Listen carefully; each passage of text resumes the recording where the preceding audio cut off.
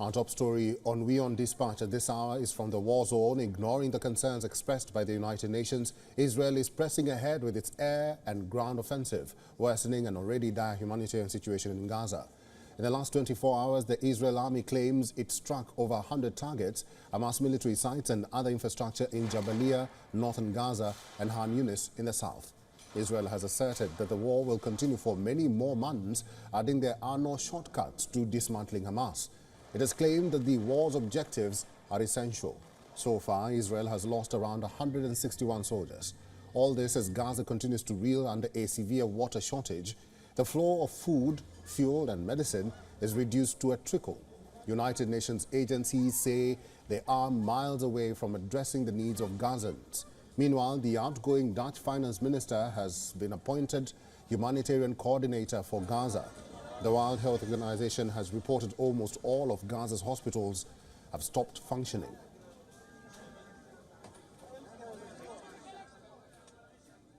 In the latest news, Israel returned the bodies of 80 Palestinians killed in Gaza through the Red Cross to Hamas authorities. Violence is also spiraling in the West Bank. On Wednesday, Palestinians said an Israeli operation killed at least 6 people in a refugee camp. Since the start of the war, over 300 Palestinians have been reportedly killed in the West Bank. Elsewhere in the region, Iran-backed groups like the Houthis and the Hezbollah are also engaged in skirmishes. U.S. military forces shot down over a dozen attack drones and several missiles fired by Houthi rebels at ships in the Red Sea. Israel says its fighter jet intercepted a hostile aerial target in the Red Sea aimed at its territory. In Iraq, the U.S. military launched strikes on pro-Iran groups that it blames for attacks on U.S. and allied forces. Iraqi authorities say at least one person was killed. Most of the attacks have been claimed by the Islamic resistance in Iraq. While on the Lebanon-Israel border, the Hezbollah says an Israeli strike killed one of its fighters and 2 others. Earlier, an anti-tank missile fired by Hezbollah injured 9 Israeli soldiers. Since the October 7th attack, 150 people have been killed on the Lebanese side, while 4 civilians and 9 soldiers were killed on the Israeli side.